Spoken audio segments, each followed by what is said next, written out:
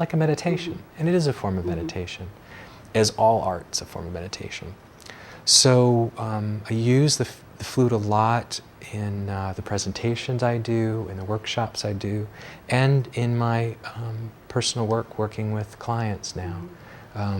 With the meditation, we do a lot of times with real low flutes, sometimes like these that help.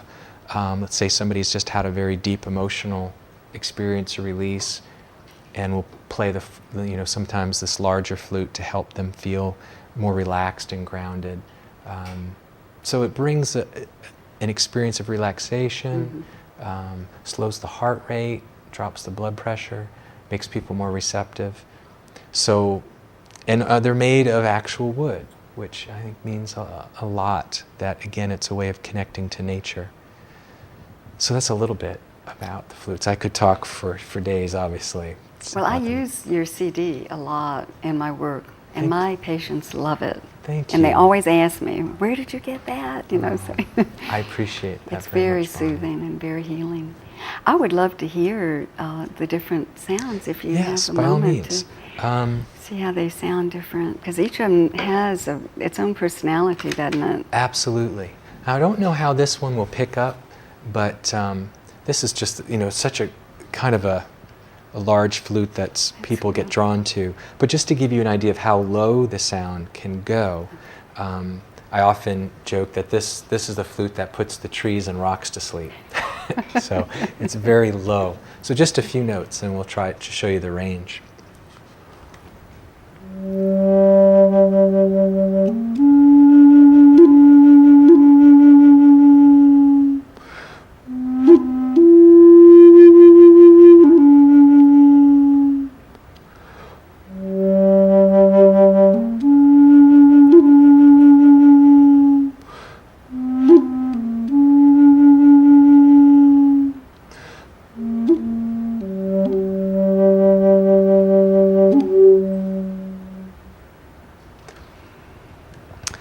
So immediately that sound just just takes you right down. Yes.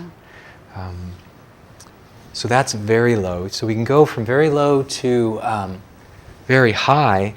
And I like to tell people, especially in Native American culture, music was not used primarily to entertain the way we do in Western culture. It was used most often to pray and for healing. And certainly they would do, even the ceremonies where they danced and sang and had a good time, always had some kind of sacred dimension to it. But the reason that I think these are so beautifully interwoven with nature is it was a music of people who lived close to nature, who were ecocentric. And they oftentimes would draw their melodies and ideas from nature itself. So with a higher flute, a lot of times you'll hear it's almost like, bird sounds.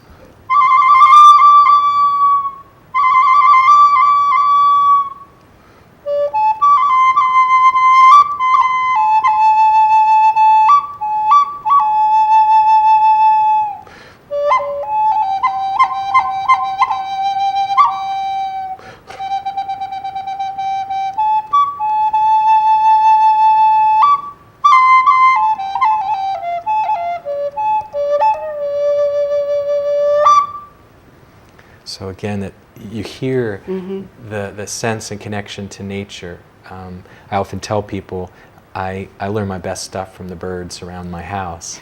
We'll go play back and forth. And I had a whole kind of love affair going with an owl that used to come by, and I used to play just a few notes, and he would hoot back. And again, these kind of things, how the music helps connect us to nature. It's one connection for me.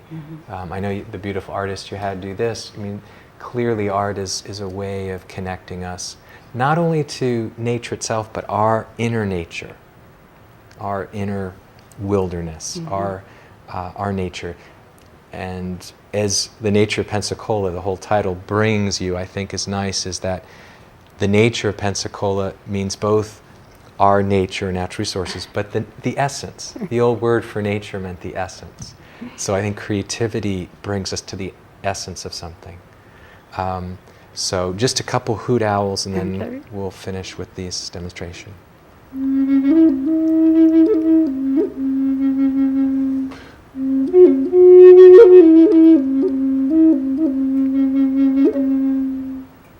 So as you can see, there's a vast It does variety. sound like an owl. It does. This one is my owl flute.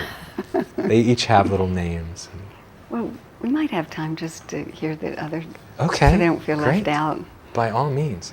Let me, this is a flute that was made by a friend that has more of a Celtic sound, and our Irish ancestors, to know that I tell people, even if you're not Native American, Euro-American, that you go back far enough and you find this connection to nature. And the Celtic tradition had that, and you'll probably recognize this, this particular scale.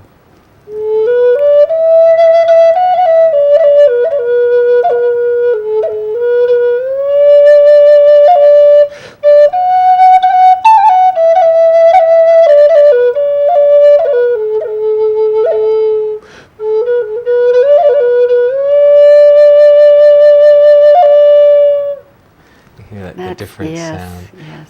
And again, though, it has that rich, full-bodied, very earthy sound, which is really wonderful.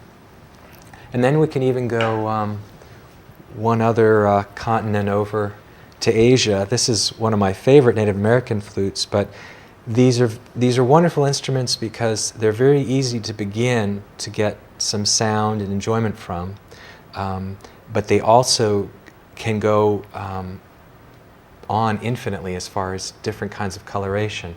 So this has almost a more of a Middle Eastern tone to it.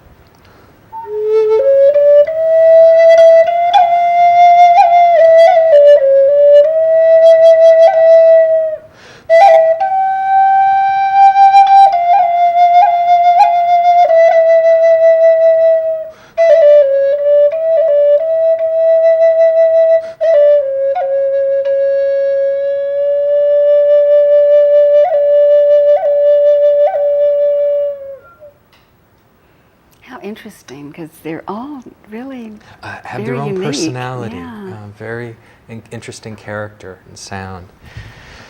They're really, really a great deal of fun and joy.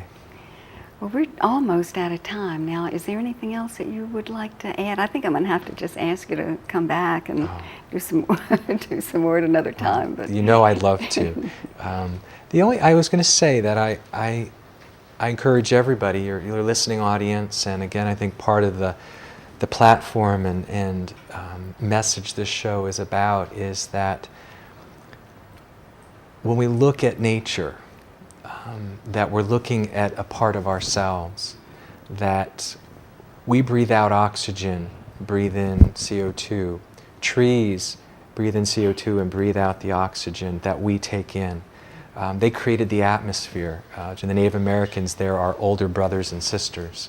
And I hope that everybody, perhaps, if they've watched this show today, my prayer would be that when they're out looking at nature next time, that when they take a deep breath, they feel a kinship and connection and really feel and sense how interconnected we all are. And if we don't take care of the natural world, we won't survive. Amen. Well said. Beautiful. Thank you, Michael. Thank you so much. And thank you all so much for joining us again for the Nature of Pensacola.